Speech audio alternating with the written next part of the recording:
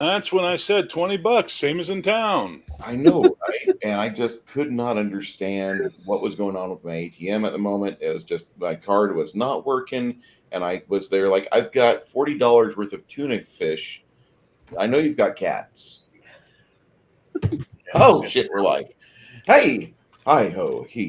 This is Bruce. My name is Bruce Lombardo. My friend Janet, Another Planet, and Bear, the Gen X GM, creator of the next greatest superhero role playing game that you should be a member and part of one of the biggest revolutions in superhero RPGs. He's with us today.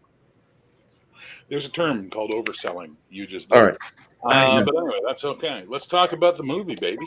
Yeah, we just watched a film that Bear gently suggested this movie to us after we watched Oh, the sorry. film. I didn't know it was Bear. I gently suggested it, like, you bite them on the ear to distract them. Yeah, that's the way it is. It was fun.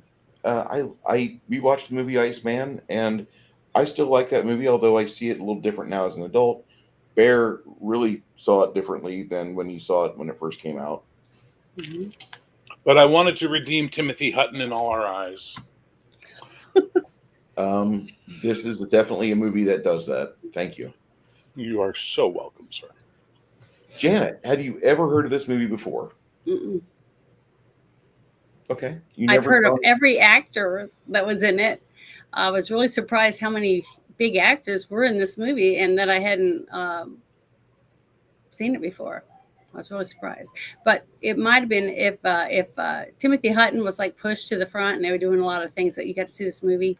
That's probably why I didn't see it because I really didn't like Timothy Hutton as an actor, so I wouldn't have rushed out to watch any movie with him or rent it or anything. So that's probably It, one reason why I I had. I'm just going to ask: is it because of the Timothy Huttonism of the 1980s, particularly between 1983 and 1986? No, not for me. I never really paid that much attention to him. I saw him in a couple movies, that we rented in the '90s, and I just was not impressed with him. I just didn't think he was that good of an actor. Just like I didn't think that a few other people that we've talked about in other movies that we've done, I didn't really think their acting is very good. So I just don't waste my time. And remember, I like indie movies, so I'd be more apt to go watch a movie just because it was an indie movie than I wanted to see this watch them. movie when I was younger, but I didn't because I had already seen Singles, and I didn't get a chance to see Reality Bites at the theater, and I still need to see that because I was always explaining there's three movies that are must sees that are rom coms of the '90s that let you get a good feel for like the feel, and that is Singles, Reality Bites, Beautiful Girls. And go ahead, None of those are rom coms. you don't feel No, rom coms are, lighthearted, fun, wacky twists, and that's a rom com. These are slice of life, down to earth, maybe even philosophical. But they're not. They have humor in them, absolutely, but they're not, and they have romance in them, but they're not rom coms. My best friend's wedding, rom com. Something about Mary, Harry Met rom Sally. com. Harry Met Sally, rom com. You know what I mean? Singles, Reality Bites, and Beautiful Girls are almost like telling you the story of Generation X going from their 20s to their 30s. It's okay. absolutely amazing. Because I always thought those three were rom coms, and that's my bad. I've never Oh, seen a no, rom com. we can just argue, wording. That's all. Well, Succession. honestly, when I saw the cast, when you guys were telling me about Hello. this, I never even would have probably if I'd seen the trailer and stuff, I probably wouldn't have saw it just simply because it seemed like a guy's movie to me. Okay, I'm not trying to say anything bad, but it seemed like a bunch of guys, just like remember the movie that we did about the strippers, and they were all best friends and they were all without jobs. No, which Okay. movie was The that? Full Monty. The Full Monty. Okay. Oh, yeah, It's that's another movie like that to me about bonding between Yeah, this males and struggles they were having in their relationships in their lives. It's like overcoming things in their lives to try to reach somewhere different. And that's what I felt like with this. while this may be more male focused in the primary characters, I think the female characters are done very well, show a very wide gamut of female behavior. They're not all the same type. You understand, empathize, and can even sympathize in some cases with their behavioral choices. I think it's the greatest work Rosie O'Donnell's ever done in her career. I think Mira Sorvino, who I couldn't stand in so many other movies, absolutely won me over in this movie. I even like the girl who plays her best friend, who's married to the big ginger guy. She's I don't know who she is as an actress, but she's just got a charm in this movie. And those scenes where the three of them are just standing around being girls together, it's like, my God, I'm watching my sisters. You know what I mean? It's just like Me it's too. so I felt the same you know? exact way. Yeah. It was Now, awesome. Demi had all the cast, I think just the men, come up 2 weeks early or something to where they shot this in Wisconsin, I believe, and live in a house together so they could all bond. So that way, when you put them on screen together, they were all very comfortable with each other. And it clearly shows and works. Yeah, I read that little tidbit, and I was like, it worked. Definitely worked. The director's point of view, to me, I felt like was completely fulfilled from what I would believe a director's trying to pull out from his characters and to tell a story. But it's a very philosophical film for me. There's something I'm going to save for a bit later when we start talking about the characters, but there is a bit of magic in my mind in this movie. And it's a very cool thing that I think a lot of people don't get when they watch it. But when I've had discussions with other people and talk about it, they're kind of like, oh, and it's like, it's very metaphysical, and it's not meant to be, this is what's happening, but it's almost like a theme that runs through it.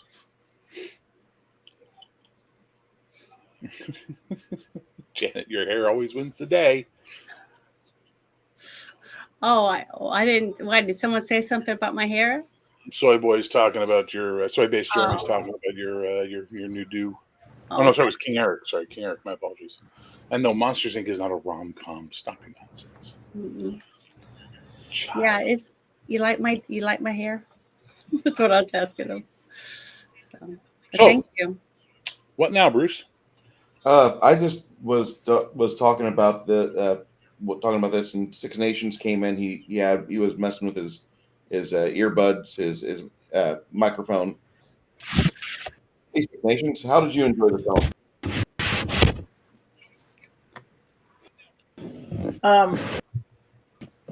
It was in my wheelhouse, labeled as a comedy. I tend to avoid those movies unless, like, if I was in a current relationship with a girlfriend, we'd pick some movies. It was like, okay, well, female-centric romantic comedy. I'll sit through them and just keep trying to pass out. This was interesting because it was like, as the life crisis of Gen X got in their 30s, trying to navigate life or doing horrible things. Can I? And bad. And it's not like, well, with the exception of character, being the backdoor man. It's like it's a dose of comedy. It's not your typical comedy, quote unquote. There's no moment in the film. There's no. I'm hearing you on this because there's no moment in the film where you go, "Oh, bullshit." You know what I mean? Like, there's no moment where you just go, "That never would happen." But in every rom-com you've ever seen, there's that moment where you just go, "Oh, come on!" Yeah, you know, like, give me a break. You know, give me a break. Come on. So I like that. And there was some moment. I can see some of my friends who grew up and can't get any people, like, if it happens, half the town knows about it. Oh yeah. They may not say something, but they'll definitely whisper after or what have you. And it was nice the your typical Hollywood schlock romantic comedies. There was kind, Kind of, sort of. for the most part, but it was different. Well written, ensemble cast that actually did pretty good. Like, I didn't care for some of the actors. I agree. Like Rosie O'Donnell in 2020 was completely different from her character that she portrayed in 6. Yeah. Probably her best role. Timothy Hutton didn't quite musician guy, but there. The soundtrack, because like sometimes they add songs to the soundtrack, but there's some good tunes. I liked that. The writing was well done. From what I could see, like, it was believable. I'm going to disagree with that, but I'll let you speak. Sorry. I was going to say I fell hook, like line and sinker for it. I believe that it was a smaller town that he came back to. I love the quaint little houses they used as the two main homes for Timothy Hutton and his next door neighbor. They were very believable for me. The snow on the ground was believable. I mean, they did. You could tell they did a very good job at trying to portray something to me as a viewer to bring me into a small town feel. And the friends definitely made me believe it too. The way that they looked at each other and greeted each other was like a lot of my guy friends when I went to my high school reunion. You know how they were, they were like, you could see that spark of high schoolism jump out, and they all got excited just to give a bro hug, extra manly afterward, that type of thing. I loved it. I thought that honestly, I can't believe I'm saying this, but you know how there's a few movies I really, really love. I think this is going to be pushing a few of them down, and I'm going to move this up there because I'm really surprised how well the director took the script and put it on screen for me to see it and see exactly what I feel he was trying to get me to see. You don't see that very often. I mean, you really don't. Yeah. I saw this movie in '96 in the theaters. Got dragged to it by a friend who was not a movie reviewer, but he had a job working for the rating company, so he'd have to go to movies and keep track of violence, nudity, and all that. And the rules were always the same. After 5 instances, he could just put much and then stop tracking. So, it was often he'd just watch the movie because it would get over real quick. But he took me to see this. He said, "Oh, you want to come?" I'm like, "Yeah, free movie, I'll go." And I love this movie. And I love this movie for a lot of reasons. And like I said, there's some metaphysical stuff I want to discuss later. But overall, I grew up in a town of 2,000 people. I grew up in a small town. And this reminded me of going home for Christmas every year. This reminded me of going home for Easter. This reminded me of, just the way things were. How you don't get to escape the small town. They're always going to see you as that small town person. But that whole thing he has where he talks about he's not going to be a musician, he's going to become a salesman. And his buddy just is harsh with him about it. That's reality. That hit for me because there was a point in my 20s where I was home for Christmas and I was talking with a friend of mine about how I'm just, I think I'm done with the film industry. I think I'm just going to get a real job, maybe work for my father or something, but I'm just tired of being in the film industry. And he gave me a similar sort of lambasting of, you can't work, and it was his way of saying, I really like what you're doing and that you're successful and you should keep doing it. But, that male thing of, I've known you since before we had testicles. I don't know how to talk to you like that, so I'm gonna insult you, or I'm gonna debase it, or I'm gonna dismiss it in a crueler way. Is how we relate to each other. So I really like that. I think that's something that they got very well throughout. Overall, it's going to be a very hit or miss movie for people. especially if you've never experienced this type of life. If you've never experienced the small town or you've never experienced that type of a close knit community, it's very difficult sometimes to understand films that are about it. They seem surreal to you. But if you have experienced it, this movie can really hit you home and can really, really tug the strings very, very well. Yeah, I agree with you about that. Except I was trying to separate the different people from each other. You know, like Rosie O'Donnell and a few other characters, if they weren't with that person. The way Rosie O'Donnell acted with her guy friends when they were shopping, the way Yes. she was nonchalant about it, that's me. I could see myself in some of those characters when I was younger in high school with my guy friends. Because I was like, you go on and on. This is one of the things about them going on and on about how they want a good girl one day and they want to marry and have a white picket fence and have a kid. And I said, but yet every weekend you're trying to score with a brand new girl. So where are the good girls going to come from when you ruin all of them? See, that whole aspect that she had with the guys, it was very believable to me as a tomboy. I mean, so there, I think even if you weren't from a small town, that there was things from this movie with the characters that had something for somebody.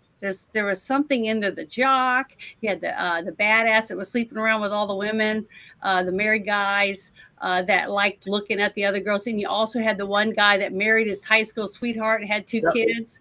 You know, it had something for everyone. And their moment after the trouble, their little moment when they come together, he's on the verge of tears. You can see it. The actor's doing such a good job. He's showing this emotion, and she is magnificent. The way she plays this supportive, understanding wife who, up until this point in the film, she's run their marriage.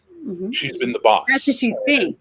That's how it's displayed. And then he Yeah. has that moment where he's like, not now. And then he runs out the door and you see her, she almost breaks because this is the man that she's not used to. This isn't the man that she deals with every day. So when he comes back and he's humbled and he's so apologetic, not just to her, but you can see he's being apologetic to himself for he doesn't like who he became. He doesn't like that he referred to this high school mentality because he's hanging out with his high school buddies. Powerful scene. Yeah, I thought it was very, very well done. And she really shined and made him even better of an actor simply because of the way they portrayed against each other, you know, back and forth. Yes.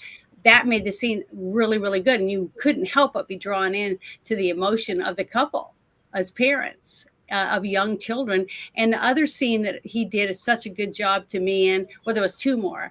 The scene where he sees Timothy Hutton talking to the young girl and he's with his kid skating and he does that look over there like, oh, he better not step over the line because he's a dad now. So he looks at it and it as a dad. I like that. A very strong fatherly glance that he gave to him. See, that's what I mean. Different things like that he was able to do. And then stepping up, just like you said, the high school, we got to kick some ass buddies thing. I loved it. I thought it was really good. I thought this director did such a phenomenal job at bringing out the characters' souls, basically, for everyone to care. Because you can't have a good movie and have people want to watch it if nobody gives a shit about the characters. Right? Well, you're not wrong, Janet. But the thing is about this movie that I think really works for me is that everybody is presented at their worst and at their best. Whatever levels those are, they each have a moment of being the worst person they can possibly be, and then they have a moment of being the best person they can possibly be. For Michael Rappaport's character, it's removing the snow while crying and listening to Beth. You know, that's the best person he can be. You know, whereas for Timothy Hutton, it's that conversation where he has about being Winnie the Pooh. And how, you know, she's Chris Robin and all that stuff. Like, that's him being at his best. That's him really showing that as much as he's having this weird midlife crisis feelings, he's smart enough and knows better that this is not a good idea and all that kind of stuff. But ultimately, I think it plays women well. It plays men well. It doesn't take a side. It gives both of them their highs and their lows. So you see them more as real people in those moments. And I think that's very raw. It was very raw. The scene where the girl is talking about Matt Dillon, her boyfriend that she's had for a few years, when she sits up in bed and says, at least you could have done is It's because she was heartbroken because she realized that he's making love to her, but he's not making love to her. He's making love to his lover.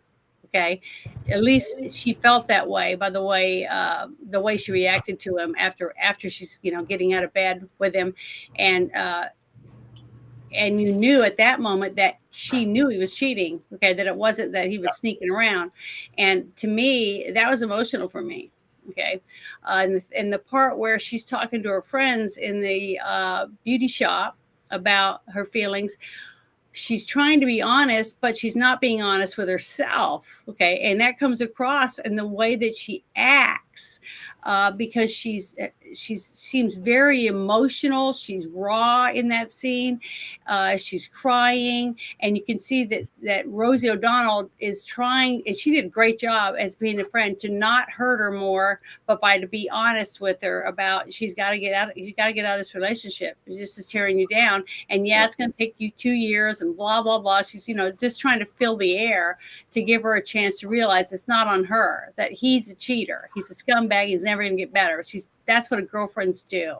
And sister stuff. Try to do that with her friends. Rosie O'Donnell's character is the den mother of them all, right? Like she's the, and you can imagine when they were all younger, she was that bossy bitch in high school, told them what time it was and everybody. That whole thing where she says, let me explain something to you, okay? Girls with big tits have big asses. Girls with little tits have little asses. That's the way it goes. God doesn't fuck around. He's a fair guy. He gave the fatties big, beautiful tits and the skinnies nice, tiny nidlers. Not my rule. If you don't like it, call him, right? That stuck with me since '96. That's always stuck with me as something that I don't like about modern society with all the plastic surgeries that we're breaking that natural order. But that's neither here nor there. But the thing that kills me at the end of that entire rant, and it proves how much women do not understand how men see women, because she's giving him the very female side of what beauty is and explaining why he's wrong because he thinks all these things. And Matt Dillon goes, great ass. And then what's his name goes, nice tits, and they're talking about Rosie O'Donnell at that point. Yeah, I know. But that shows you the difference between a man and a woman. Okay. Yes. Nature will never change. I don't care if it's 1,000 years from now. When a man first gets his testosterone and starts to kick in, he's going to go and look at this, that, and whatever else he can. And he's going to be grabbing, just like what's his name, that one comedian that says, be careful, it's not a worry stone. You get to rub it to death or whatever, that type of thing about his son with his hand in his pants all the time. It's real. Okay. That is real. That is a human. That's just us. That's humans. Janet, I believe there are 3 people on this panel who we know how real it was being teenage boys. We're aware. Definitely. I had a lot of teenage friends. It was like our job. That's how much it mattered in our lives, if you need any perspective. But this is the thing. The film is really, really powerful at creating very good gender roles, very good humanity, and very good reality. So that's all I have to say about the film as a whole, beyond getting into weirder stuff after. So I'm going to shut up for a while and let you guys talk. Well, I wanted to jump in real quick and say a few things that I took notes about, the different things about the way, I'm a woman looking at the way the men talk to each other about women. Okay. In that, and plus I was a tomboy. So most of my friends in high school were all guys, and they did constantly, that's all they did was talk about the girls, how nice her tits were, how lower shirt was where you could see her cleavage, all those different things. And what was funny is these are older men about to go to their high school reunion, but they're all acting like high school students. I got a kick out of that. And they did a great job at making me believe that they were really high school buddies in high school, because they kept reverting back to that. And then they'd go back to today, their relationship, what's going on. The only mature one to me was the husband that was married, had kids. He's the one that was able to step up, and he grew up into his family until, like you said, when he found out his friend got the shit beat out of him in the parking lot and they were going to go and kick some ass, and he went right back to his high school years. Okay. It took something traumatic like that for him to do it, because he'd already evolved. Okay. You know what I like in that scene, by the way? What? Is what's his name's girlfriend? Timothy Hutton's girlfriend. when he's not sure what to do because he's evolved out of all this shit by being away in the city and not staying in the same hometown. And she just says, go. Yeah, when Annabeth Gish, that's Tracy Stover, she pushes him into it. And Annabeth Gish She has doesn't been in push him. She doesn't a ton push of him. She stuff. just gives him permission to do what he knows he wants to do and be right. And she also knows, and you can tell from the way she says it, she's sending him knowing he'll be a voice of reason with them. He'll be the one that tries to keep the situation from getting out of hand. Mm-hmm. And that shows you the depth of their relationship in just this little tiny interchange that if you blink, you'll miss it, but it gives depth to their relationship. And it's a really nice moment. Yeah, and that's one of the things that where I started having in my own mind the emotions and stuff, especially after the scene where she sits up and says, you know, at least you could have done is try to pretend like you cared about me when you were making love to me instead of her. That's Mira Sorvino's character. I know, but I'm going back to that scene. When that all started, that's when my emotions from my own personal feelings were coming in. I was trying to push them back so that I could focus more on the movie, but sometimes that's what movies do. You know, music can do that. Plays can do that. Lots of different things can make you stir up your past emotions when you were a child or something you've been through, a death in your family, things like that. And after that, I just had a hard time because certain things would happen. I would get emotional and I'd tear up because I was putting myself into the position of the women and what they were going through. Now, the young girl, the whole thing with the 14-year-old, 13-year-old girl, I never thought that was inappropriate really at all. His thought process that when he was talking to the young girl, to me, when he was in her presence, I didn't feel he was inappropriate. No, he was never. I was that girl. Okay. I had conversations that were a little above my age range with guys that were older than me. And I never felt like anything that he said to her really was inappropriate. When she was portraying herself like maybe you can wait for me and stuff, it was in a dumb teenage young dumb girl like that's how we are. I mean, and young men are the same way. We daydream about being a fireman or a police officer or whatever it is that you decide you want to do one day as a man. Like, I'm going to be the quarterback of so-and-so's team because you want to play football. And the young women do the same thing, daydream about marrying a handsome man and having my own home and a romantic life. That's the kind of stuff that we think about. So the portrayal from Natalie Portman for her character, I thought she did a really good job at playing a young girl that's in and out every day and has a boyfriend one day and doesn't, because she's a kid. Okay. And the way she looked at it, I thought she did good. Now, it teeter-tottered right on the edge. Okay. With Timothy Hutton and the way he spoke. Okay. For him, now I can't really tell you whether or not I felt that he would step over the fence, but the character that did think that he would teeter-totter was the one that perked up when he saw him out there with that girl. Okay. Yeah. And when she fell back in his arms, stuff, that was all dumb, naive girl. Okay. I've been there and I was lucky in my life that I didn't have a person that tried to overgo the boundary. Right. But in this movie, Timothy Hutton didn't step over the boundary. So that just like the other movie we watched about the forest, the Emerald Forest. I love that movie. I said we had all these half-naked young women running around, but I never felt like it was sexual in any way about them being topless. Okay, it was like watching a documentary about real natives. So it wasn't until the girls were in the bar being treated as objects that I felt it was inappropriate. You see what I mean? Then the sexualization came into it. And I felt that in here, the person that was the most sexual in that relationship with the 14-year-old was the 14-year-old or the 13-year-old. She was the one that was pushing boundaries because she was too stupid and naive and young to not realize what boundaries she was trying to push. That's what I was going to say about that scene. To me, it was very believable of what could happen with a person who's in a relationship, but he doesn't know if he wants to be in a relationship. He's away from her. He's thinking about it. He's, all these emotions are going on. He doesn't know whether or not he wants to quit his job and start being a respectful man in the neighborhood where he can actually make a living and have a woman. But you don't know at this time what her career is or anything because he's not really talking about her. So, when she comes, I feel like at that time he realized, wow, man, I got it made. Look what I have. You know, Well, all she that was stuff helped him superb. realize that's what he wanted in his life, and he could spend the rest of his life with her. And that's what every woman wants. That's what I was thinking about. I was like, God, I wish I could just meet a man that wants me from who I am, loves who I am, and we can have conversations, walk hand in hand, all the things that, you know, all the romance was just flashing before my eyes.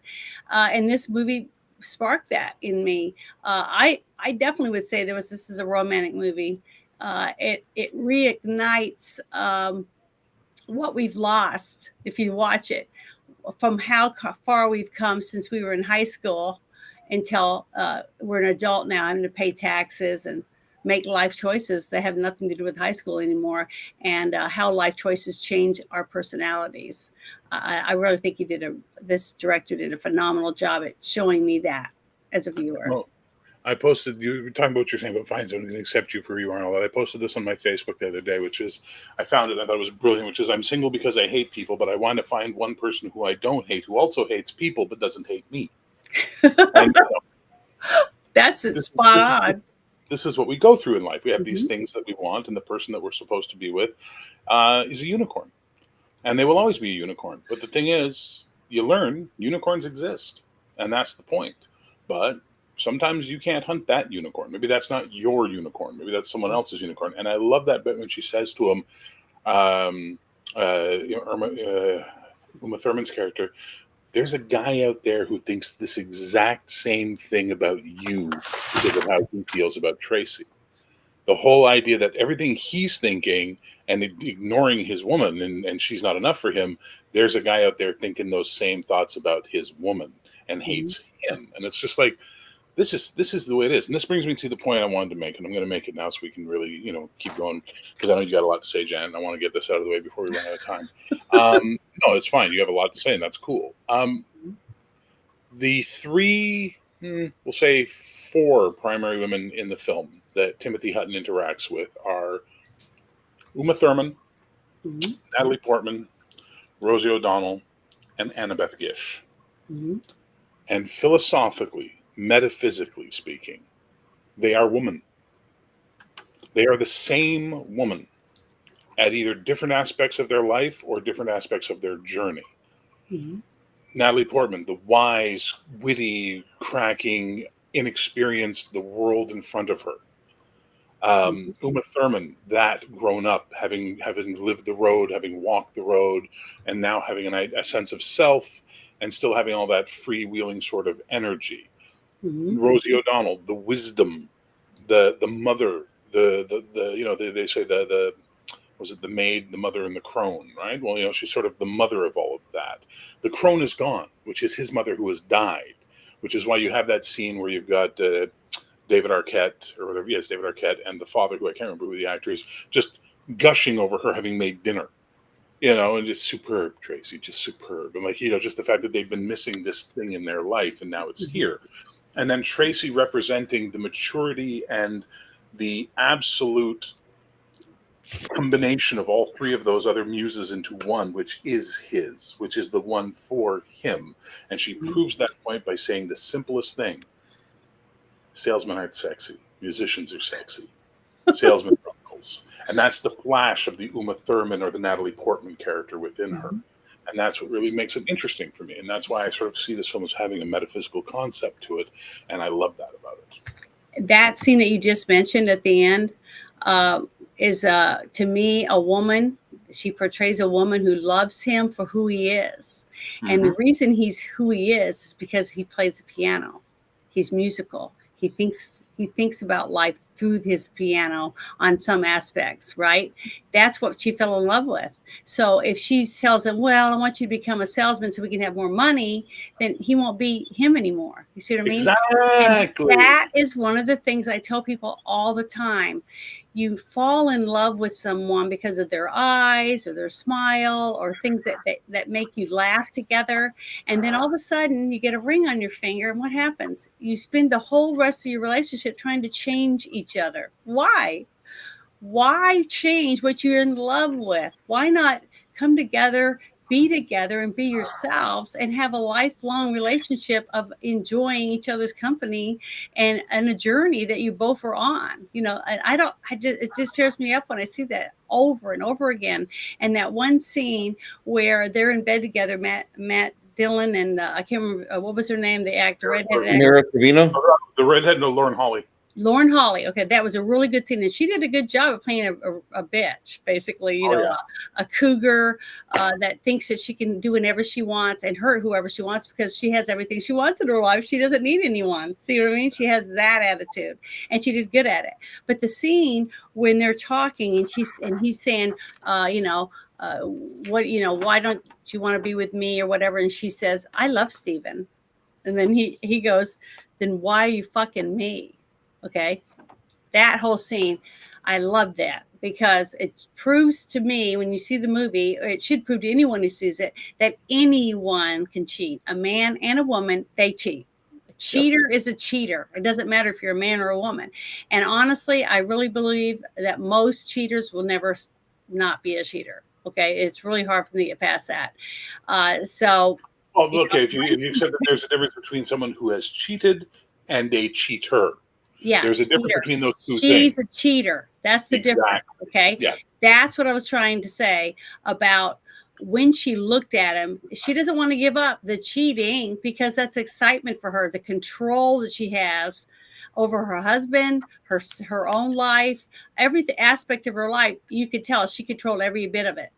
Okay? But there's another facet to that relationship that you're also maybe not hitting, or maybe you just didn't mention. Mm-hmm. They're also high school. They're not cheaters. They're not running around fucking other people. Mm-mm. They're only fucking each other because they've been that power couple since high school. So this allows neither one of them to have to grow up completely.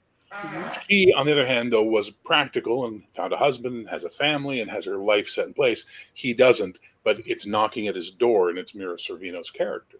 And she's, she's trying her best to save him. And I think it's a lot more complex of a psychological film than most people would think, because you really have to pay attention and look at the interpersonal relationships between the characters and try and figure out why they're doing what they're doing. Mm-hmm. Once you start analyzing it from that point of view, the movie's depth just becomes like... Yeah, to me, they could have even went on. The movie it didn't even seem like it was as long as it was. They could have gone, to me, it could have gone another hour, and I probably wouldn't have realized it was another hour long.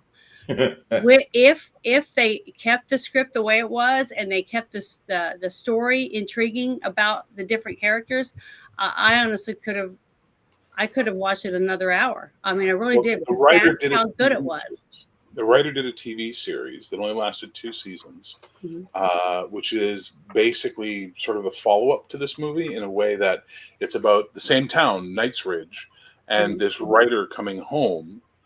And his successful novel talked about all the people in his hometown. So now he has to be at home and then deal with all these people who are very angry about the things he wrote about them. So I didn't know it existed. I'm going to try and find it so I can watch it. But apparently it was really good. October Road asks, when do we tell Janet, boys? Tell me what. Yeah, what are we telling her? Yeah, the 2 seasons of the continuation of this Knights whatever crossing, and the problem I have with this movie is very minute. It's a very small problem. It's the quote unquote the setting.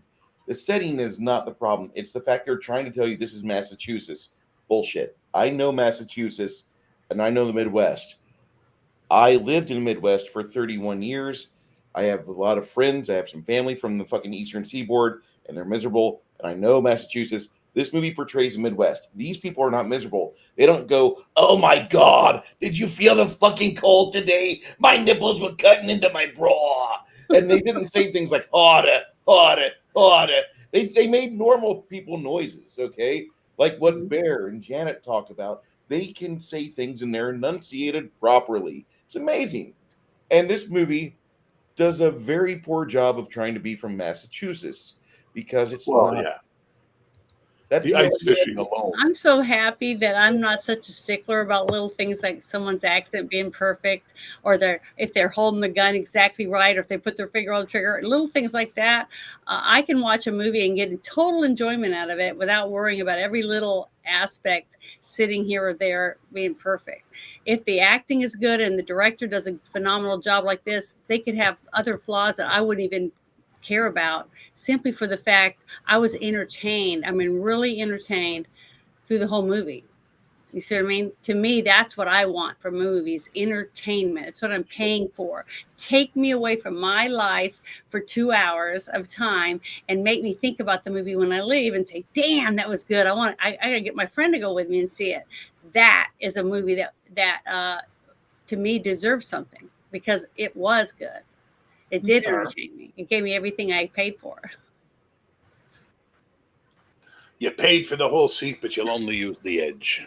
But also, the way the men interacted with the young, hot blonde that comes walking in the bar. Oh my God, that scene is so funny. I think it was great, because I have been in a room with a bunch of guy friends, through the years, and they all act the same way.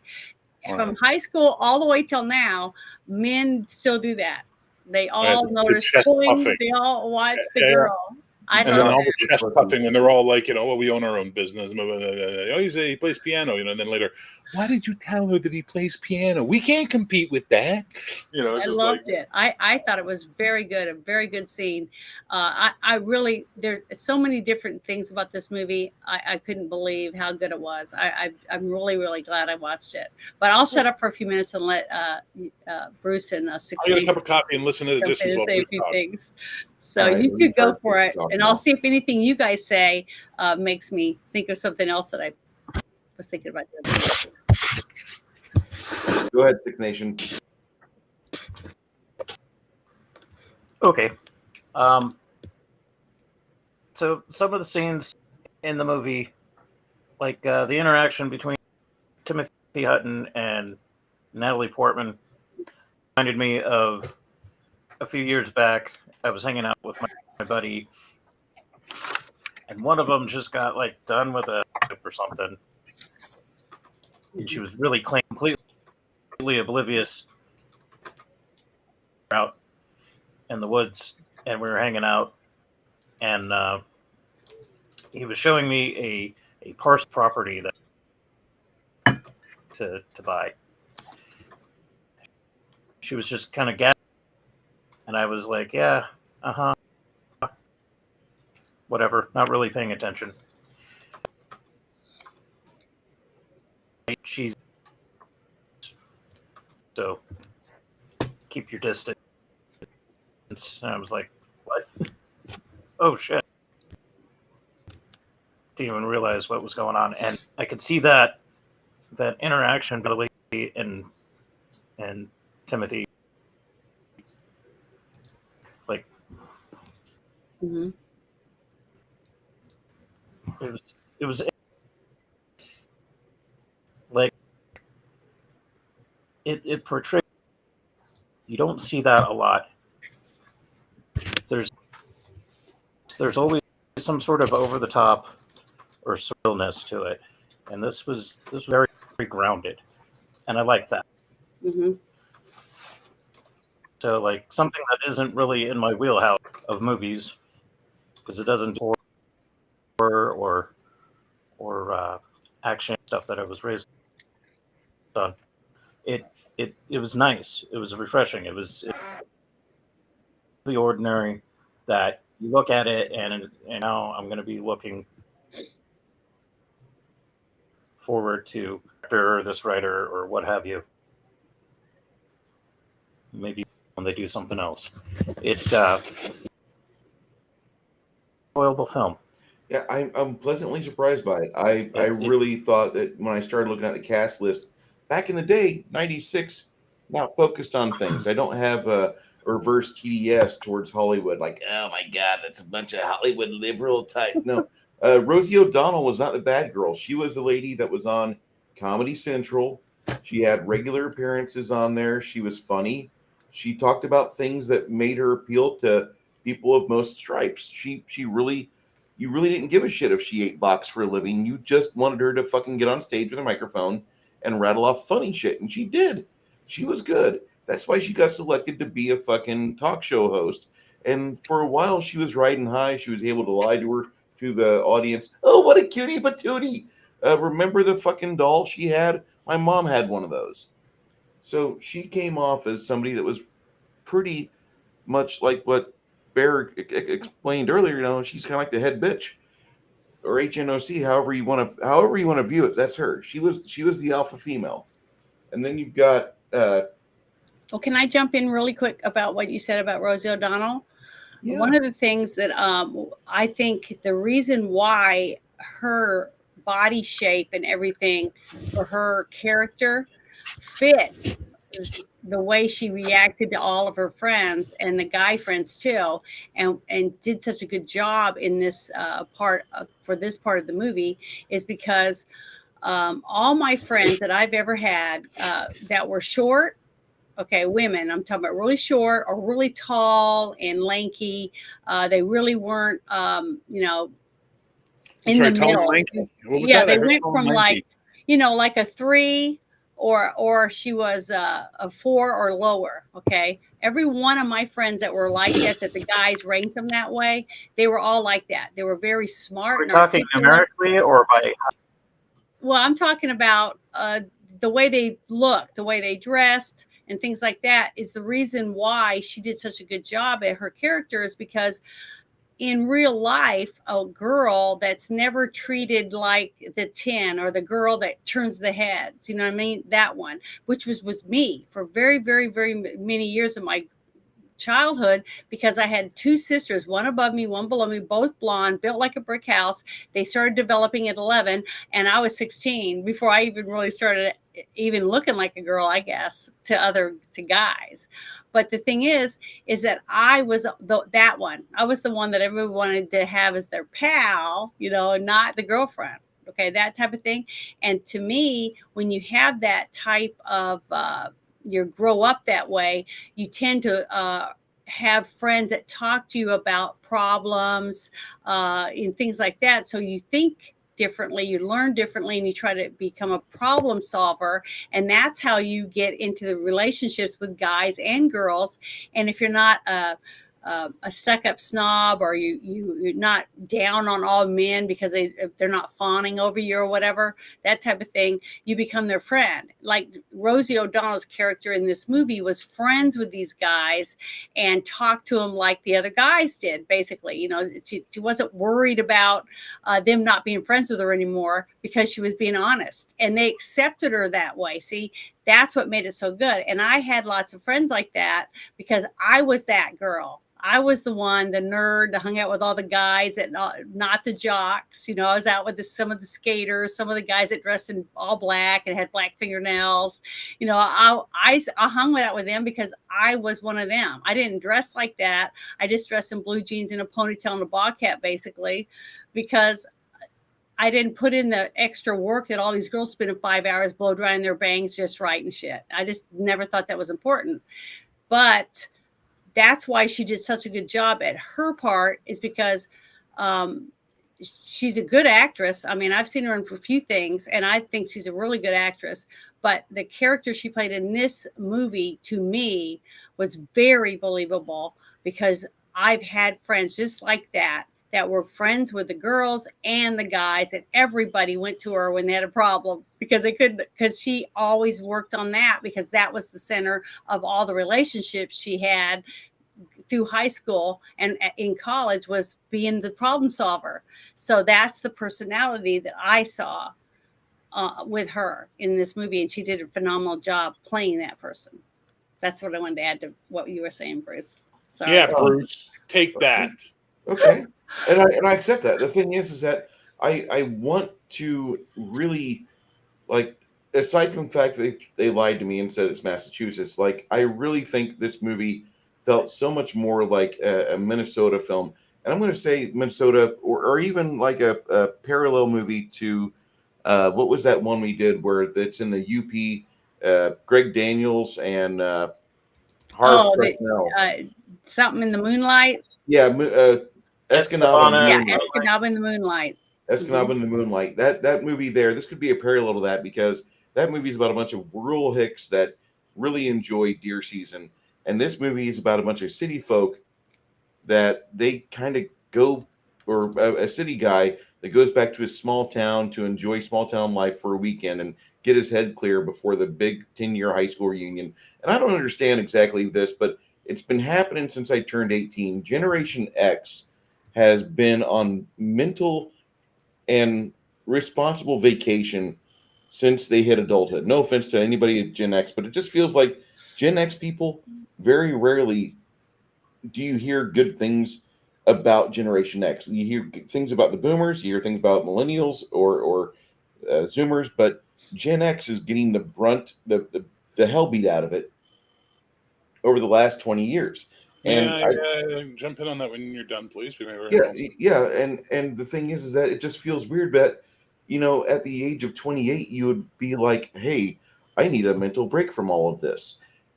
Really? At age 28, I still was fighting to try to keep a steady job because where I lived was economically infeasible and unable to keep steady jobs because there was just the industry would come in, set up for a season, leave. And unless you were agriculture, you weren't keeping a job steady. You had to be bred into that job. Go ahead, Bear. So first of all,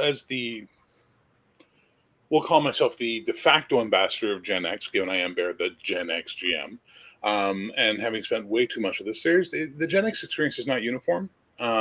So that's that. Secondly, we are the they call us the forgotten generation, the overlooked generation, and that's kind of who we are. That is kind of what we are. We're not here to change the world. We're here to bitch about it. We're not here to make a difference. We're here to complain about the shit going on around us. The boomers, the millennials, even these younger kids, they think their job is to change the world. We never felt that way. Even when we protested nuclear war, it was our older boomer, late boomer siblings that were the ones going out and doing the stuff. We were the whatever generation. We were the latchkey kids. We were feral. We were raised in the wild. You know what I mean? So to And expect for us ourselves. and so to expect us to step up and in the last 20 years, no, not our job, not what we want to do, not who we're here to be. We're here to just get shit done. And that's the one thing that everybody will agree about on Gen X is when you want shit done, get a Gen Xer because we're going to get shit done. Now, that's not a uniform thing. That doesn't mean everybody in our generation is the same way. That would be absolutely silly. There are some decent boomers, there are some great millennials, and there are some shit Gen Xers.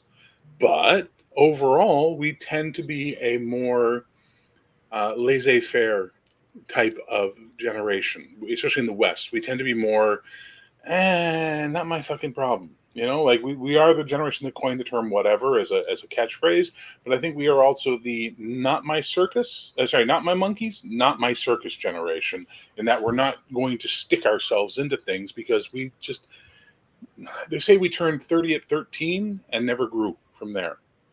And it's absolutely fairly true because if you look at most Gen Xers in their 20s to 30s, we had our midlife crises before our midlife. Mm-hmm. We had our midlife crises at 30. You know what I mean? At 30, we had our midlife crisis. Most of the generations before us, it was 45, maybe 50. Us, it's 30. We were like, what am I doing with my life? The world makes no sense because we grew into maturity in the greatest period of technological change in the last 1,000 years. Mm-hmm. Our entire world changed, and everything we were taught, everything we were raised for, everything we were brought up to believe went out the fucking window. And we were left with no skill set to handle it. Hey, Bear, I got one for you. You're never going to go around with a pocket calculator in your pocket. I remember that being fed to me 30 times a fucking year. Oh my God, every day, or that constant thing we would get on our reports from school does not live up to potential. We never wanted to live up to your view of potential. We never wanted to be the person you wanted us to be. We were this really rebellious generation, but not in a destructive way, just in a, okay, fuck you, I won't do what you tell me. You know what I mean? I just wanted a Pepsi, Mom. You're on drugs. No, I just wanted a Pepsi, Mom. Like that's the sort of thing with us, right? It's a very, very, very weird thing.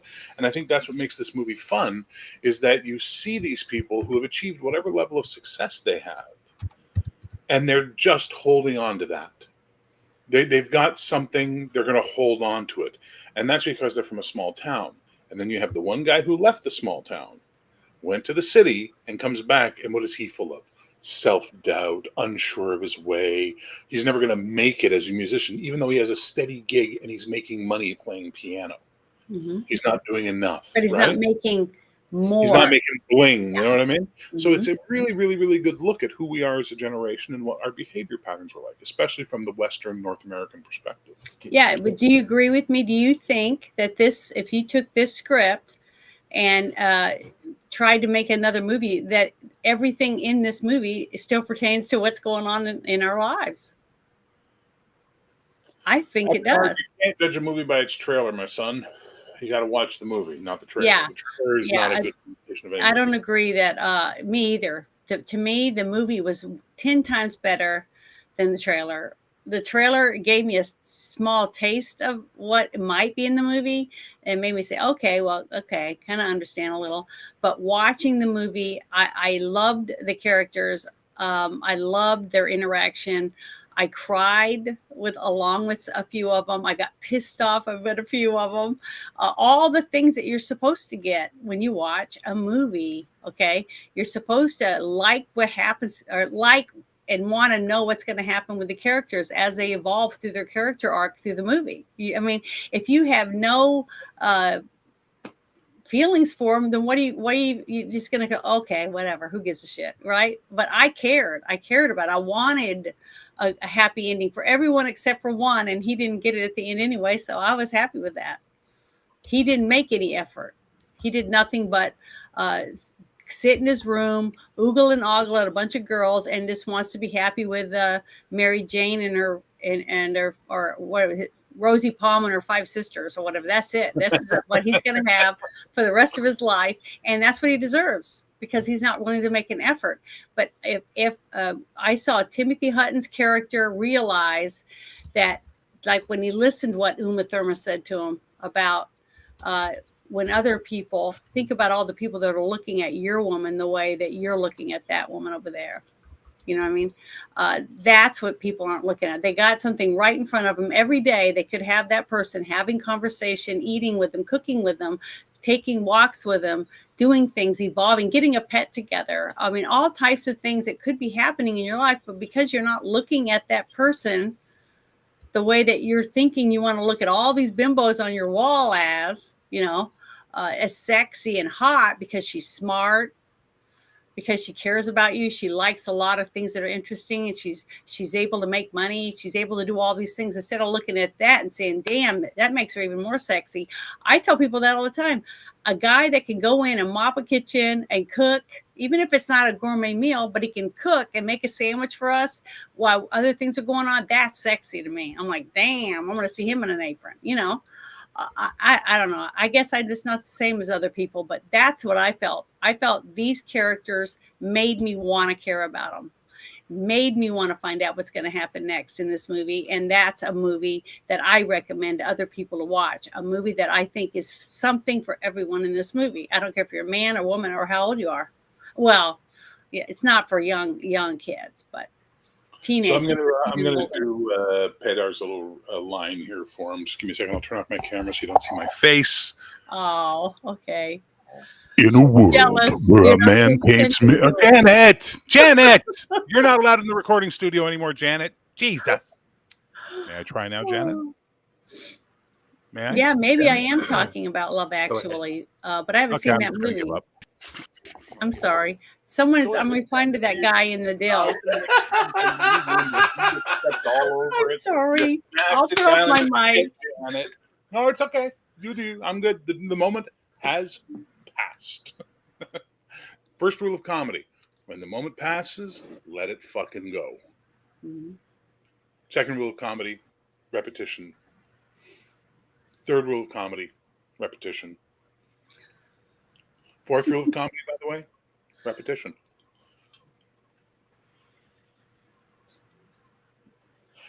I have nothing more to say. You're good. Go ahead, Jim. Go ahead. So I have to ask, is this the last movie where Natalie Portman plays a young girl wise beyond her years? Because it seems like she did that for a long period, and then maybe I'm just wrong, but she was like the perfect Lolita character in the 90s, or am I barking up the wrong tree?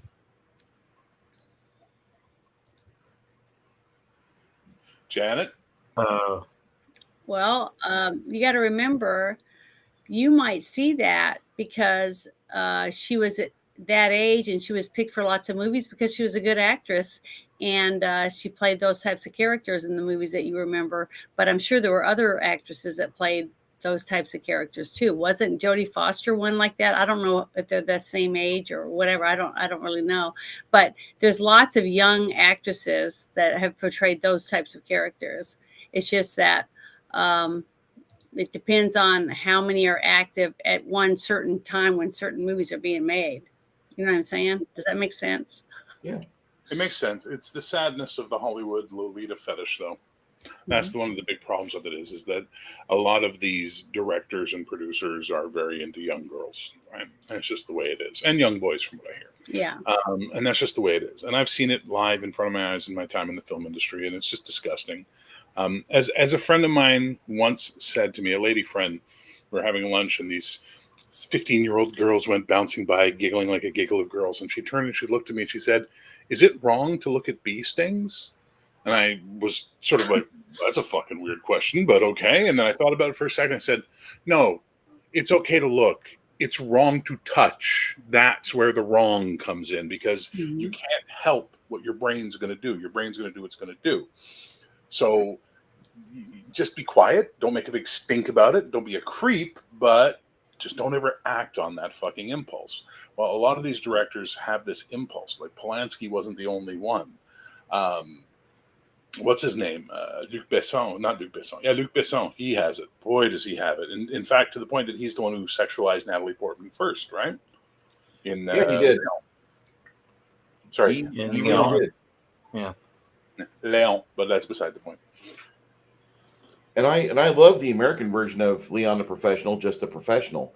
Leon the Professional, fucking, I would rate that movie like an 82, but the Professional that we saw in America in 1994, I would give that a 96, because at the time that was my first real viewing of a true suspense movie that had just been released. I'd never seen a movie in theaters that was that suspenseful. I thought that was probably the best that you could get, and that's just how sheltered I was. That's not a quality rating of the movie, but for me, that movie was a 96 out of 100. It's definitely a good film. And I think the reason why I rate the two lower is because of all the sexual content and the European release, which some people are like, "Oh my God, why? How do you?" No. These are two movies I saw at different points in my life. Let's keep that in mind. Well, time is always going to affect you on movies, right? When you see a movie versus when you rewatch a movie can either make you like or dislike the film. There are movies I didn't like when I was young that I absolutely love now, and there are movies I loved when I was younger that I rewatch and I go, no, why did I like that? What's wrong with me? Mm-hmm. Case in point, our last outing. Yeah, Iceman was great in 1984 and 1987 when I rented it out on VHS and beta. I enjoyed it. Nowadays, it's like, Well, I'm glad I'd never seen it, but I thought it was really good. I thought it was really good. I just didn't really care too much for Timothy Hutton in it, but I thought it was a good movie. I mean, I've seen a lot worse.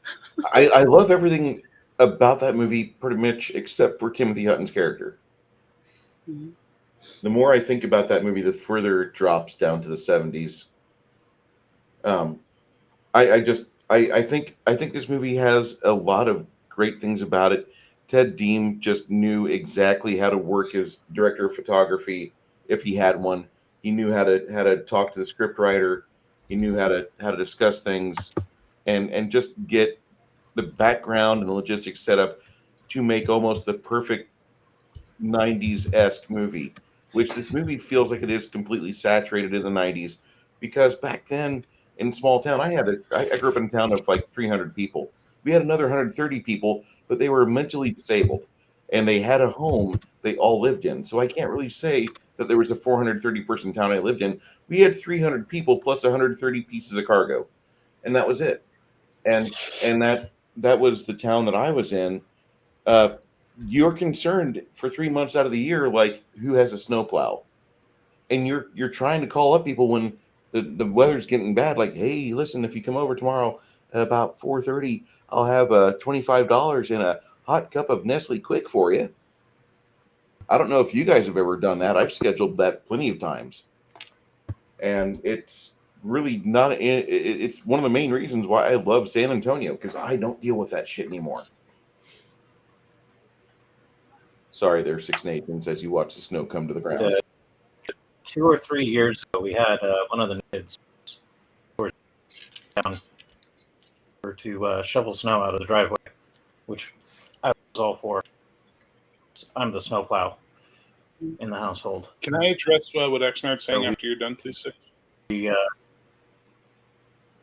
done. Oh, yeah. So basically, we negotiated and give them $20 to snow. It's going to take and money, and then about later he came back that it was too much, that his parents have worth of pay, and we were kind of put back at the idea it's too much. California prices versus Idaho prices, the economy is way different up here. They were thinking maybe $5 at most. That's the going rate. And it kind of oh yeah, we're not in Kansas anymore. This movie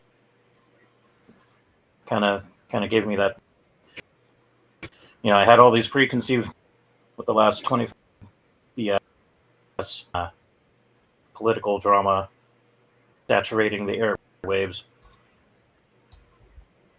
I was a teenager. I wouldn't watch this movie, and I saw it. It wasn't as my teenage loathed this movie, and then I was picking vibes that almost 30-year span I wouldn't normally pick up. It was pretty good. I'd get out of 100 average best. No. Well written. And for the most part, the majority of the is well acted. But you were going to comment on... Yeah, so Exnard says, I like Good Will Hunting, which is the same setting, Massachusetts. I can relate to Matt Damon's character. Maybe I could be convinced to give a fuck about Beautiful Girls 1996 if you explain. So I'm not sure Good Will Hunting will have anything to do, as they are completely different genre styles of film. But why the trailer is such a bad idea for this movie is that this movie is about the interpersonal relationships between the actors and how they play out on screen and how the actors bring them to life in the situations they're in. There is humor, there is emotion, there is pathos, there is excitement. It's a very good character piece movie. If you don't enjoy character dialogue-driven films, this will not be for you. If you do enjoy movies about characters talking to each other, relating to each other, having epiphanies about their lives in their quest for self-discovery, this movie may actually work for you, or it may not, but I would recommend giving it a try. Jodie Foster was not as sexualized as much in Taxi Driver as she was in Carney. That's the film where they really made her into a little Lolita. You need to understand that, guys. I've never seen Carney.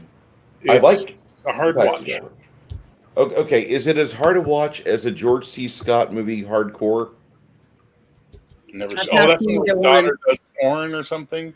That's the one where his daughter is into pornography and he goes into the city What to try to about, grab her. Yeah, that's an Little awful Girl film. The what?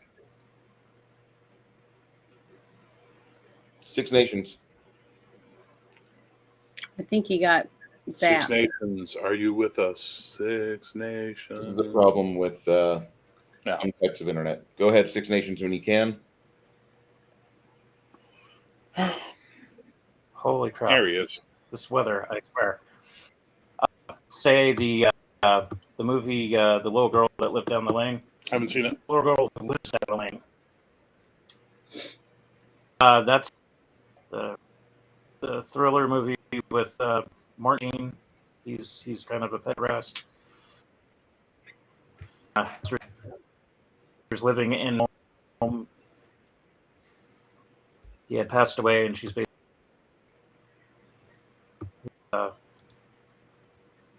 his pension. It was, remember correctly, and she's trying to. He's not off, but he actually died, and she inherited the house and his wealth, and his wife without the landlady and Martin. Sheen's character has a and it was disturbing.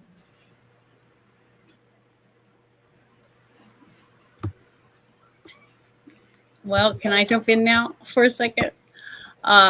When you guys were talking earlier, it made me think about the part where when Bruce was saying that, that he didn't think it was believable to be in, what is it, Minneapolis or whatever. No, that's not believable for it being Boston or anywhere Okay. in Massachusetts. Well, when you were saying that stuff, I was thinking about the part where they were singing out loud at the bar when he was playing the piano. I thought that was totally believable scene.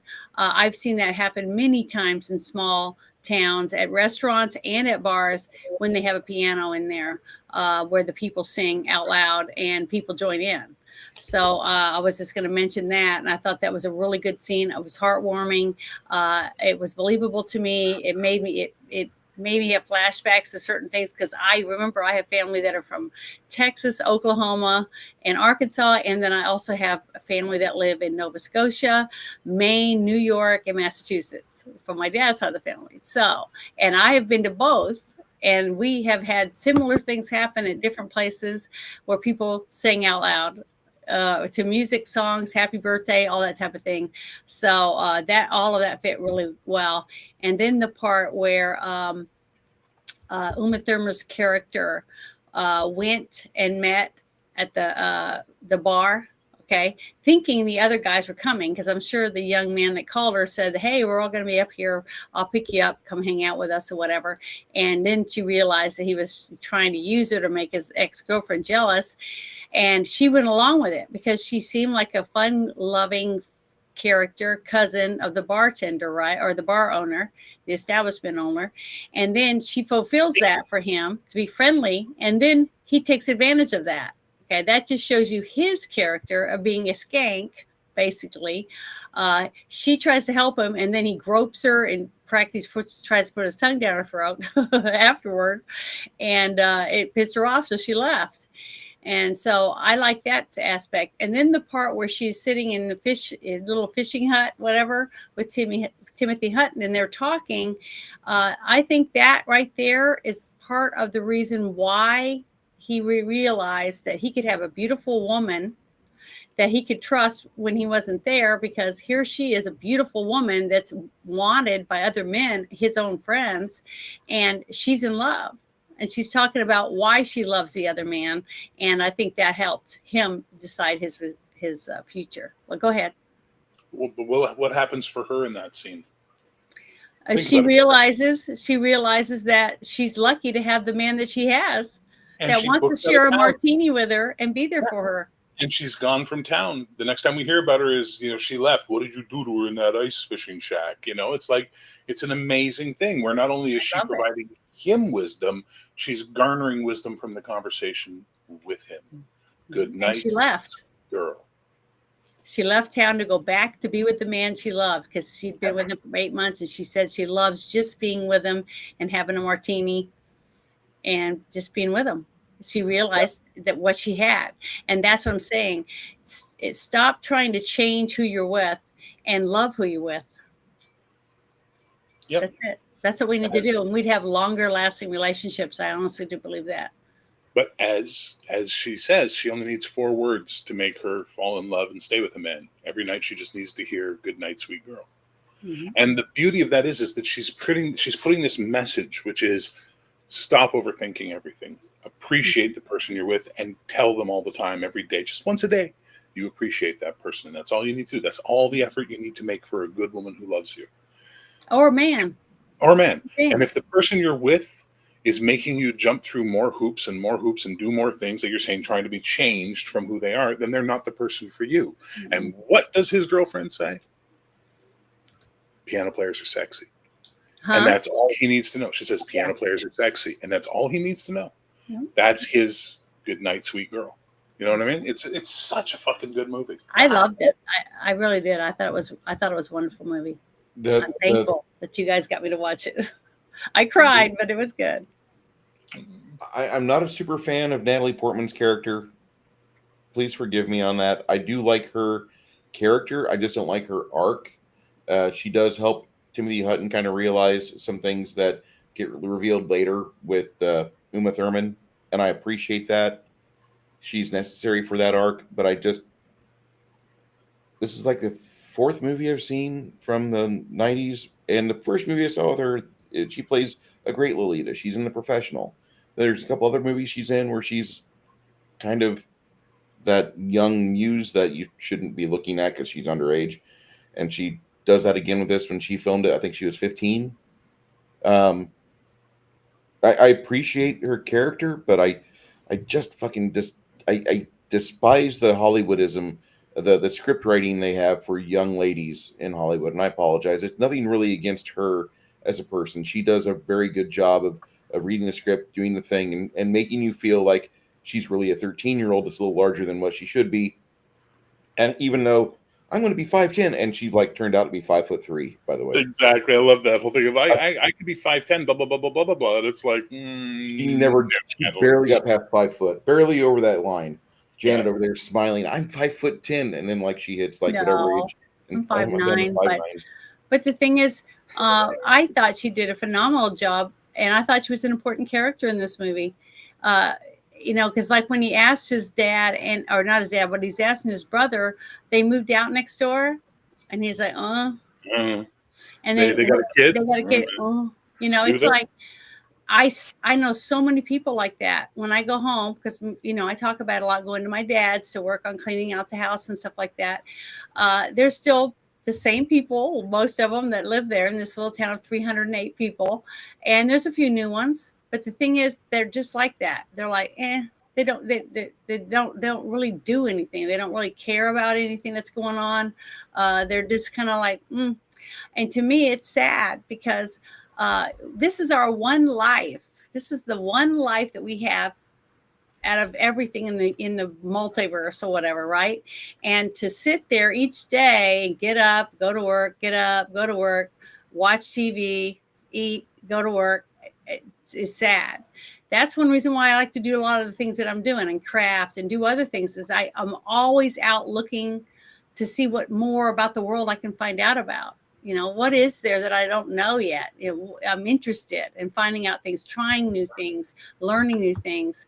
And I wish more people would want to do that in their life because we have this one life.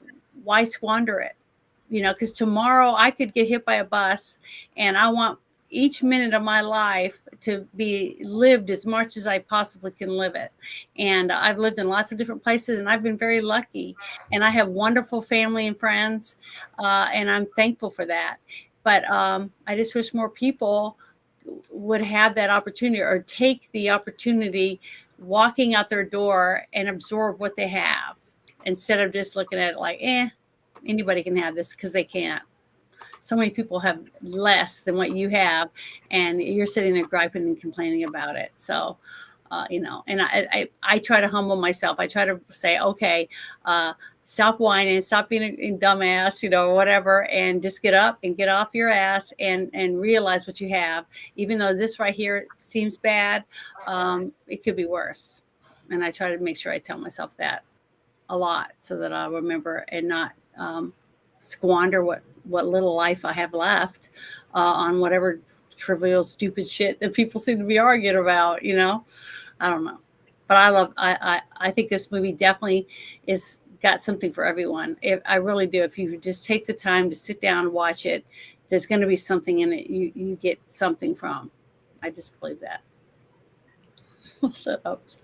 Yeah, Marion, I love this man. You'll see him with me next Saturday night after we do our alpha game stream. You squander it because you have to pay bills, and the only way to pay bills is to sell your body to the corporations that drain your life and soul, and you come back dead inside, trudging through life. Somewhat, yes, but you've got to retain. You've got to respect yourself enough to not give all your body and soul to the corporations. That way, you have a little bit of energy to do something that makes you smile at the end of the day. Even if all you're doing is being like me and retrobating to photos of yourself when you're in your 20s with your hot girlfriends at the time or whatever, it doesn't really matter. You don't give all of yourself to these corporations and murder yourself. Your efforts should not be 100% just to make yourself enough money to pay rent or to have the mortgage. You need something to go fucking hobby, go table yourself to a hobby and enjoy yourself and just not fucking let your head get lost in the miasma of I got to pay bills and car payment. I have to fucking pay Progressive or Geico, and I have to go suck the dick of the fucking electric company, and I can't forget my fucking $5 donation to the fucking blah blah blah blah blah poor people blah blah blah. Don't do that. You have to fucking pull yourself back at your job and be like, you guys get 80%. I'm keeping 20 for me. I'm tithing 20% of my energy for my fucking enjoyment. Fuck you. And I know that sounds miserable for some people because they have to go. Difference between being a gigolo and Okay, wait. Everybody hold your horses for a second. And yet you lamented Gen X not doing anything? Okay. You just expounded the Gen X philosophy right there, sir. Back in '97, Time Magazine had this miserable article, but they always do every fucking week. But they had this miserable article about how the Gen X people were protesting, but they didn't have a focus for their protest. They were just out there bitching. And that stuck with me for the past like 32 years. And I really hate that. Or 25 years, however long 1997 was. I was living in a shitty little apartment on Macon Street, just off of Wood Street in Decatur, Illinois. And I was getting Time Magazine delivered, and I had that miserable article cross my path. And I was frustrated because here I was trying to be a manager at a Menards lumber yard. And I was chasing that dream of being a corporate pole smoker as a 22-year-old. And I didn't realize the folly of such an existence, of just giving your soul. Pole smoker. Giving You know, your all. Bruce, you are a wordsmith, sir. I want you to know that. I'm not. I wish I had half your intelligence, sir. I'm not. Nothing to do with intelligence. Go fuck yourself, man. What the fuck? No, you got to pull back and not give so much to people that don't give a shit about you. Well, that's fair. Mm-hmm. you can't take it with you. It's what you leave. Yeah. You could have all the toys in the world and be miserable and die. Do something to the people in your sphere, better their lives, and in that respect, better yourself. Because now you're in this little bubble of positivity, Mm-hmm. and like fuck the rest. Your job is not Like the world. So think about this. We just watched a movie. We've talked about it for a bit, and now we're talking about our lives, our philosophies on life, all because of this movie. Mm-hmm. That is the power of a good movie. 100%. I agree. I I would rate this movie a solid 80 out of 100 because it's not quote unquote the perfect film. It's not my wheelhouse. That's the big demerit. Not my usual thing I'd watch, but this is really good. This is a good film, and I would pair this movie up with the movie Singles every day. I would pair this movie up with the movie Singles. If you haven't watched those two movies, good two movies to watch. 3.5 hours of your time, lots of popcorn, and you'll enjoy yourself. Also, Matt Dillon's in both movies. If you like Matt Dillon, that's great. Bridget Fonda's in Singles, I might add. Yeah, Bridget Fonda. Yeah. Smoking. Yeah, she was great in Jackie Brown too, I might add. Yes, her ass was fine, and her end scene was brilliant. Yes, yes, it was. I have to say that a solid 80% is where I rate this movie. Chat, if you've seen this movie, let us know what your score is. Baby Girl says I've already liked this movie. Also, last week, Baby Girl, aside from the audio issues, which that happens, you do have people that have varying audio setups and such. She's like, you guys are fun no matter what show you talk about. Thank you. Well, no, Baby Girl, thank you very much. And I do appreciate you coming by every week and watching us. You're one of our diehards, and I must say thank you for being here. Yeah, but now I'm here. The fun just stopped. No. That's like that fucking asshole who thinks he knows everything. Jesus Christ, this guy. Well, I just want to say that I am giving this movie a 9 out of 10. I love the script. I think the script is very well done because it covers so many different characters and in such great detail. You just don't get that hardly ever in Hollywood. To me, everything has to be so blown out of proportion and stuff. But to give us the little details and stuff that this script does, I just love that. And I love the vision that the director had when he apparently read this script and said, "I got to make this movie," and he wanted us to see it the way I feel he got his actors to portray it. And I just love him for that. I think it was just phenomenal at it. The sets were wonderful. Just like I said, the quaintness of driving down the road, looking at the two houses and almost feeling like you were with them, unpacking the suitcase in the trunk to take it into the house and say hi to your family and friends or whatever type thing. I liked it. I thought it was when you sit back and you look down the street, the quaintness that they did of that. I didn't even think about it not being the state that or whatever it was or any of those things. That I was totally loved. I was pulled in to it. I loved that. And I loved the little bitty beauty shop. I mean, just all the detail they went into for the high school reunion and just everything. To me, they went above and beyond for the people that did the props, the sets, the clothing. I mean, everything. To me, it was just wonderful because there wasn't anything out of place to pull me out of any scene. Okay, that you don't realize how hard that is for continuity purposes. And you got to realize that each scene that you see with multiple characters, they're filmed from different angles and they have to take everything down, redo it and put it up over there and then film it this direction, do the same dialogue, blah, blah, blah, put everything up, move over, or they have a camera that goes around or whatever, depending on how the director decides to film it. But they did a phenomenal job putting all that together. The music that they picked for the movie, the sounds, it was wonderful. And the fact that the editor was flawless. I didn't see anything that looked like it was cut and pasted together. It flowed through the whole thing. I just thought it was a phenomenal movie. I just really, really loved this movie. It was very, very good. Well, my problem with it, Janet, is the fact that they said it's Massachusetts. This is the first movie set in Massachusetts I've ever seen where they do ice fishing and they put sheds on the water, on the frozen ice. Yeah, I've never seen that. That's a real Midwest thing. I've seen that all the time with Michigan, with Upper Peninsula, Minnesota, or with Upper Peninsula, Minnesota, or Michigan films, with Minnesota films, with movies set in North Dakota, with Mystery Alaska. You see shit like that. In Massachusetts, it's really fucking urbanized. And like the little might be a little town there that's quote unquote fictional, but if you actually drive through Minnesota or through Massachusetts, there's a lot of like 5,000 person town, 5,000 person town, 5,000 person town. There's nothing super small like what you see here.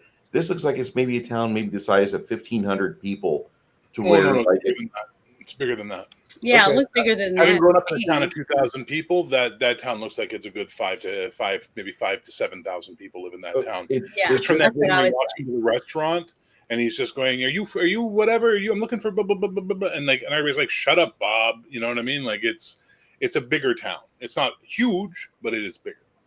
Okay. It just looks like a super small town area, and they do a good enough job of zooming in on these 30 to 40 characters, Steve the asshole husband included, that you think that this movie is set in a town of like maybe 700 people. At least that was the inspiration that I got, because the town I lived in, 300 people. We had a store that closed. We had a bank. We had a post office, and those were the only two businesses we really had at the time when I turned 18. And Well, one of the they reasons still I don't can tell you it's bigger is you've got two bar owners. And in that whole scene where they go to get to Matt Dillon's character after he's been attacked, they're going to the other guy's bar. And the bar owner from the other bar is there. And they're not rude to each other or mean to each other because there's enough business in the town for both of them to exist. That's Mhm. true. You know what I mean? But I wanted to say the one thing is you brought that up about he wasn't an asshole. Steve was a man that was betrayed by the woman he loved, the woman who's had give birth to two of his children. He had every right to be pissed off and want to beat the shit out of the asshole that's sleeping with his wife. I'm not Okay, saying but no. also the woman should also be reprimanded. And I was, I can't stand cheaters. I mean, I just can't. I cannot. I don't even want to be around people once I find out they've done that. To me, that's one of the biggest betrayals that you can ever do. And it's not because I'm a Christian or any of that. It's because when you give your vow to someone, to for better or for worse, if you feel like you don't want to do that anymore, leave, get a divorce. I absolutely love his line about what is it about small towns wouldn't see a work belt and they get moist. I fucking died because that is legitimately the town I grew up in. Like I'm like, oh yeah, 100%. Yeah, that's the thing. Like if a woman sees like you've got like a couple semi trucks on your acreage, she's going to start asking questions if she's available, and even the girls that aren't available are going to still treat you flirty and such, and kind of make sure you feel like you're on the hook for something when they get divorced. And I know that sounds really sexist or what have you, but that's kind of where we're at right now, kids. The world is not a quote unquote a super moral place. I'm looking at Lauren Holly's IMDb right now, and she's a very accomplished actress. I've seen 2 movies of hers now, and one of them was 1986's Band of the Hand, a movie by Michael Mann. We will watch it later next year. Band of the Hand. It's a great movie. I haven't seen it. Great film. And then this movie here. Awesome movie. Oh wait, I saw 3 movies of hers. I've seen Down Periscope, and that came out right after Beautiful Girl. But those 3 films are the only things I've seen with Lauren Holly, and she's a really accomplished actress. She's done very well. I agree. She in Dumb and Dumber too. Yes, she was. Oh, that's right. Remember. Dumber and Dumber. She was the love interest. Holy cow. Okay, 5 movies. Dumb and Dumber and The Dragon, the Bruce Lee story. She played Linda Lee, my mistake. She does a really good job in that, actually. Yeah, that's probably her best acting that she's ever done. This movie here, Yeah, she played a good cougar and cheater. I used to like her on Picket Fences. Never saw Yeah, it. I think she was phenomenal in this movie for her portrayal of her cougar, narcissistic, bitch, basically. Because remember when the young man comes up to her at the reunion and he tells her, I can't believe you're by yourself, because this was probably a girl that he dreamed about through his whole high school, years, and then maybe even years afterward, and then seeing her again, all those feelings come back. But then when he says that you were, how evil you were so evil. You were as mean as a snake. Yeah. And the thing is that when he said that to her, she kind of just went, because she's still a narcissistic bitch. But I love how out of touch he is. Like, even he is the small, one tiny scene character, has a complete moment where you just go, oh my God, this guy is so in denial about himself. Because he goes, I don't know if you remember, I used to have a weight problem. Used to is not part of your equation, my boy. You still have one, but like, it's just, even there, just that one little line shows that this character is in denial about who they are. You know what I mean? It's really brilliant. Well, honestly, that's another reason why I like this movie, is because all of us, every single person in the world, denies certain things about ourselves. We all do, because we all want to see ourselves better, or see ourselves the way we think we want people to see us, You're or right. something. You know what, Janet? You're right. God damn it. I'll accept it. Okay, fine. I am handsome. I'm extremely handsome. Thank you, Janet. I think you're handsome, and I really do. And I think Bruce is too. And you know what? One of the reasons why... By saying that, you immediately devalued your compliment to me, because Bruce looks like a thumb. Well, okay, what I'm trying to say is, I look at people... Should do sexual time. What? Jesse the Body. I look at people by what their interests are, how they treat me, things like that. That is what, to me, I think makes men attractive. To me, is how they are, who they are, is what makes them attractive. I have seen men that look like what was it, Arnold Schwarzenegger type, and they're repulsive. Some of them are repulsive simply because it's not just your build, just like a guy. When a guy just looks at nothing but boobs or hair or legs, and that's all he cares about, that's all he's going to get. You see what I mean? If you don't expect something for the whole package, you're only going to get whatever flimsy little thing that you think you want. And just like Rosie O'Donnell said, it only lasts so long. You can't be in bed 24 hours a day with that person. You have to have something else besides the 5 minutes or 20 minutes or whatever it takes in bed. What are you doing the rest of the time? There's got to be something there to make it last, or it's not going to. Sorry, I've been co-opted by a cat. I know. I see. Hi. She's jealous because you're not paying attention to her. He's jealous. He's jealous. Think all cats are female. It's such a weird thing. I don't know, because they're so affectionate. It's not just you. It's women. No, I know, but I think it's because they're affectionate. Like, how is she? How old is she? It's like he, him, it. Actually, you're an it. You have no testicles. Oh. Like if I had a cat like that, I would literally just call it La Negra, and it would. I mean, it would. That would be it, because whenever you see a cat's eyes, La Negro, because it's La Negro. Excuse me, because of the guy. Yes, if it was a female, it'd be Negra. But El Gato Negro. He's a Negro. I get it. But I think that cat is beautiful, but you don't know it's a cat. You just think it's like a fucking black jelly that jumped onto you. Yes, I live in a Cthulhu horror. That's what I live in. A horror. And speaking of good horror, like if we ever have a good Call of Cthulhu game, I will definitely play a Massachusetts person, because I've got to do fucking eldritch horror with a Bostonian accent. I can't wait. What the hell happening here? Get in the car. Get in the car. We gotta get in the car. And gotta find the king in yellow. Xnard, that's the Xnard Prime. I'm telling you, this movie is not a bad film at all. This is a great film to watch. But if you want Massachusetts movies, anything with Matt Damon is going to be fine for you, sir. He does a good accent for the East Coast. Very true. Bear. Yes. So next week you're going to be out, correct? No, I'm not. I put all my games on hold until January. Oh, really? Would you like to watch a movie with us called Greenland from 2020? Greenland? Like Greenland? Yeah. I have no idea what it's about. It's about Gerard Depardieu, I believe. Gallic Funboy, Gerard Depardieu. Yeah. That's not enticing. Let me just put it that way. 2020 Gerard Depardieu is not an enticement. He's kind of creepy. I'll think about it. Fair enough. That's all I want to know because Yeah, that's you talking about my movie that I want to watch? excuse me, not Gerard Depardieu, Greenland? Gerard Butler and Marina Baccarin. Oh, okay. I'll She's check that out. gorgeous. All I right, love her. Yeah, everybody I know has a stiffy over Marina Baccarin. That's just all there is to it. I don't. I do. I'll have two I stiffies. do. Cute, but she's not a goddess. She's just cute. She's beautiful. I think she's pretty damn close to perfection, and I've crushed on her since Firefly. Oakley dokley, Flanders.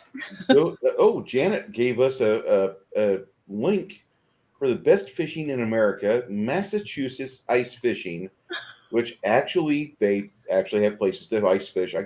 I thought Massachusetts was one shitty long urban sprawl. My bad. This is something that I've never known about. I told you, I have relatives. I thought it was a massive two shit. Man. If you live in Massachusetts and you're unaware of the ice fishing phenomenon, I've got a link for you in the chat. Oh, wow. They actually kind of sound rural. 5 Mile Pond near Springfield. 5 Mile Pond sits adjacent to Lake Lorraine and Lake Lorraine Conservation Area. Awesome. Well, with you being able to do that, Bear, if you could join us for Greenland, that'd be the movie we are watching next week, and then we'll discuss it with you, our loyal viewers, and we appreciate your commentary, and we appreciate the fact you're here and watching this with us. Janet, next week, between now and then, what do you have planned? Well, not much. I'm just going to be trying to do another show. On Thursday, we'll be talking with, it depends. I don't really want to say their name because I'm still working on it. But Team Shit Shows on Thursday, 2.0. And then Friday night, I'll have Ruben and Orange Chat. And maybe, another guest if somebody else wants to join me. Talk about the stuff that's going on around the world, all the bullshit. I do talk about some good things too, but that's what I got planned. Go ahead, Bear. What night are you doing this, Janet? Thursday nights and Friday nights. Those are my 2 nights. You never know.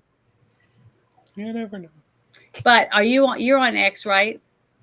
No, I am, but I don't use it. Oh, I was gonna say the reason I asked is because I have a shit show chat on there, and I share all the links because I find tons of links, and I just put them in there, and then I let the people that want to be on the show say, "Hey, this really pissed me off," or "I really like this. I want to be on the show," and talk about it. So what really grinds my gears? Yeah, that kind of stuff. Because we have some good stuff, fun things. Stupid shit, stuff that pisses you off, whatever it is. But I love it because to me, it's like a huge release to get stuff off your chest, and so it's good therapy.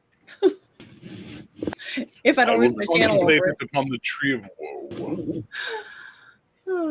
Because I have gotten a few strikes for stuff I've talked about, so I do piss off YouTube. I don't believe you. No. I've seen your shit shows. They're tame. Well, YouTube doesn't like it because I have had a few of them taken down and been stopped for 3 weeks from being able to air a show.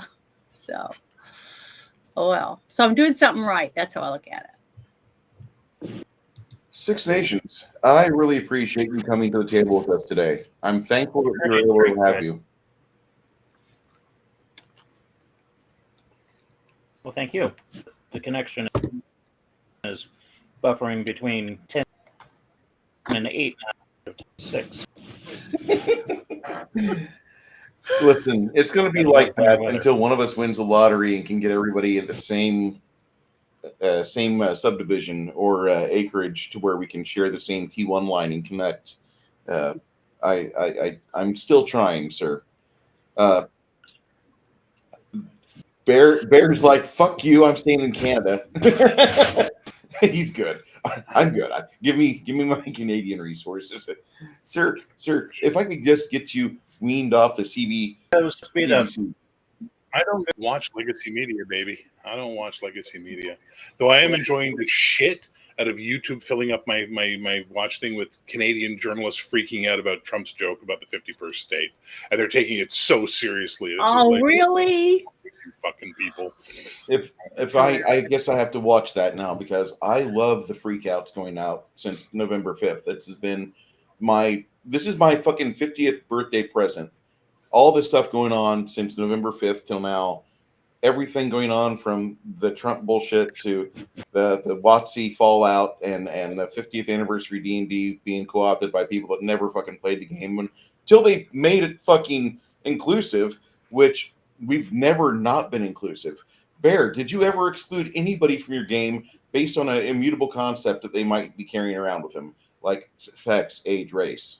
No, just if they were an asshole. That was usually Exactly. and that fucking pisses me off much. That was the assholes at the table. Unless you're friends, and then it's okay. Yeah. And the thing is that we were all focused on killing goblins and orcs and not trying to get captured by drow and sold to sex slavery. We were so worried about that. That was an option? If you read at the end of G3, it was a nasty option. I never had that put on the table. I would have been, whoa, let's hear them out. All the drow chicks dressed like they were members of KISS. I loved it. Let me hear them out. Shut up, Paladin.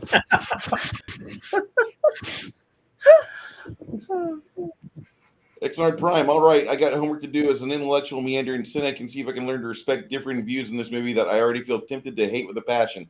Dude, if you hate this movie with a passion, probably not. It'll at least be like 3 out of 5 stars for you. But I wish you the best if you actually do hate it with a passion, because this is actually a fairly good barometric example of the 90s. It really does a good job of showing small town 90s. Mm-hmm. Trench coats. Yeah, hooded sweatshirts, Carhartt.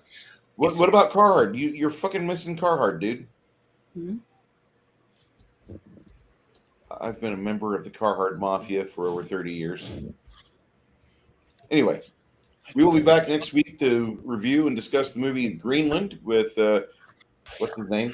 That guy, yeah. Gerard Depardieu? No, Gerard Butler. Gerard Butler Yeah. and Maureen Baccarin. Mm-hmm. Hello, I'm Gerard Butler. I'm playing an Egyptian. How are you? That's just what we sound like in Egypt. You know what? Sparta!